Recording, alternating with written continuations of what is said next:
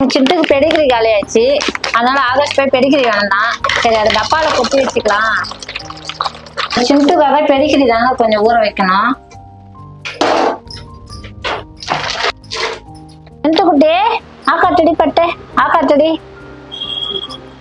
Chicken pakoda அவங்க அப்பா வளர்ந்தோடனே Pedigree சாப்பிடறத விட்டு சிக்கன் பகோடா கிட்ட போய் நிக்கிறா பாருங்க அவ. நான் கஷ்டப்பட்டு இதை வச்சு நான் உட்காந்து இருக்கிறேன். அந்த பகோடா பார்த்தோன்னே அவ எப்படி பாருங்க வாய பாருங்க சொல்லு விட்டு உட்காந்து இருக்கா அவருங்க.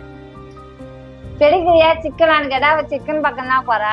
இங்க வா பாடி, இங்க பாருங்க மூந்து பாக்குறா பாருங்க, இவ்வளவு கொழுப்பு போறா அவளுக்கு.